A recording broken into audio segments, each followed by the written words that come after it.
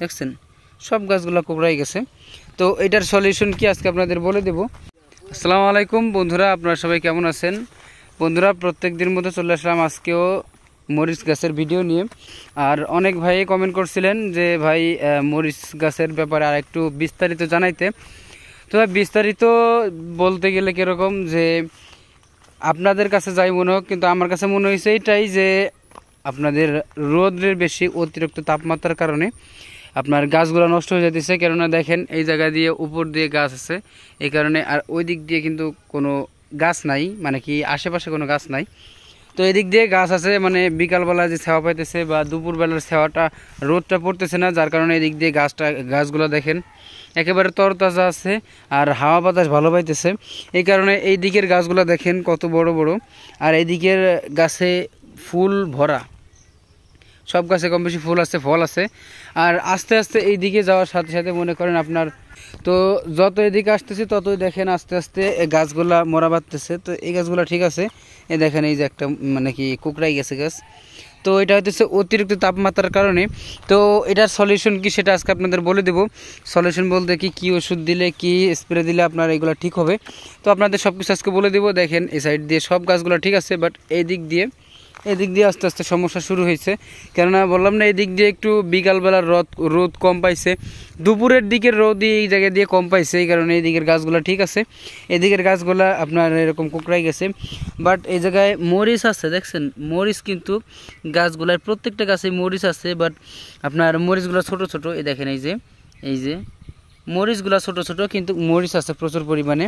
সব গাছে মরিচ একই রকমের আছে। দেখেন এই যে গাছগুলা, সব গাছগুলা কোকড়াই গেছে, দেখছেন সব গাছগুলো কোকড়াই গেছে। তো এটার সলিউশন কি আজকে আপনাদের বলে দেব। তো এটা আমাদের এই জায়গায় দেরি হয়ে গেছে, মানে গাছগুলা বয়স হয়ে গেছে, এই কারণে আপনার এই জায়গায় অ্যাপ্লাই করে কোনো লাভ নাই। কেননা এই জায়গায় অ্যাপ্লাই করলে কোনো ফল পাওয়া যাবে না। আর এই দেখেন এই যে মরিচ, তো এই যে হইতেছে এই মরিচ শীর্ষে দেখেন। আর মরিচ আমাদের এই মরিচ বাজারের ভিতরে সেরা, কেননা এরকম ঝালালা মরিচ বাজারে কোনো জায়গায় নাই, আমরা অনেক তালাশ করছি।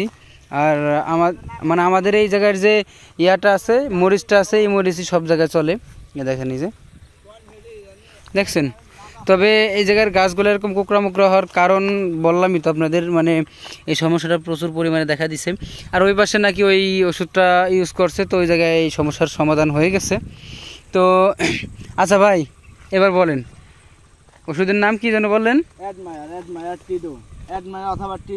অ্যাডমায়ার আর টিডো আর বাটিমেকের আপনার ইয়া মানে স্প্রে শিডিউল কিরকম একটু যদি জানাই দিতেন।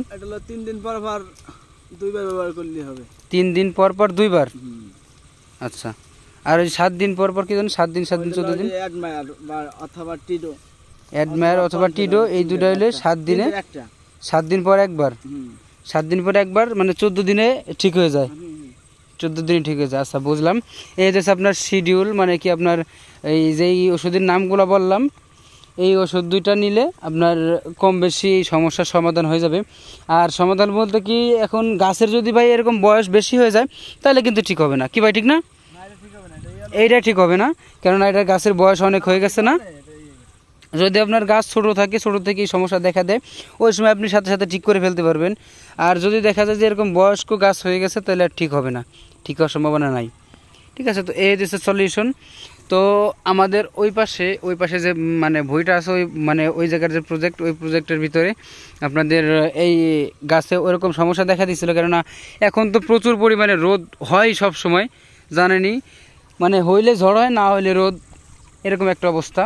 তো এই কারণে আমাদের ওই পাশের যে আছে প্রজেক্ট আছে, তো এখানে আপনার এই কাজটা করা হয়েছে।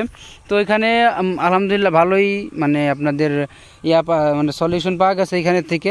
কেননা এখানে যে পরিমাণে আপনার গাছ কোকড়াই গেছে, আর মানে আপনার মরিচগুলো ছোট ছোট, দেখেন যে মরিচগুলো ছোট ছোট হয়ে গেছে। তো এই ছোট ছোট মরিচগুলো ওই জায়গায় নাই, ওই জায়গায় বড় মরিচই আছে।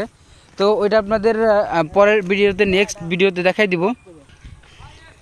তো এরপরে ওই পাশে আপনার পরের নেক্সট ভিডিওতে আমি দেখাই দিব আপনাদের কী অবস্থা। তো এই পাশে আজকে এই পর্যন্তই। আর যদি কারোর কোনো কোশ্চেন থাকে অবশ্যই কমেন্ট বক্সে জানাবেন, যে কোনো প্রশ্নের উত্তর আমি দিব। আর বললাম না, যতদূর সম্ভব আপনাদের দেওয়ার চেষ্টা করব। আর এক্সপ্রেস শিডিউলের আপনার আমি মানে শিডিউলটা হাতে পাইছি বলতে কি আছে, কিন্তু মানে নিব এই খেয়ালটা থাকে না। কেননা আমি শুধু এক চ্যানেলে ভিডিও করি এরকম না, আরও কয়েকটা চ্যানেলে ভিডিও করি, এই কারণে এই চ্যানেলের সময় খুবই কম দিতে পারি। তো এই কারণে হইতেছে একটু সমস্যা। তো আজকের মতো এই পর্যন্তই। বললাম, যাদের যে কোনো কোশ্চেন থাকলে ভাই বলবেন, সমস্যা নাই। যদি বুঝতে না পারেন, আপনি যা বুঝতে পারেন তাই বলবেন আমাকে, সমস্যা নাই। আমি আপনাদের মানে বুঝে উত্তর দেওয়ার চেষ্টা করব। তো আজকের মতো এই পর্যন্তই। সবাই ভালো থাকবেন।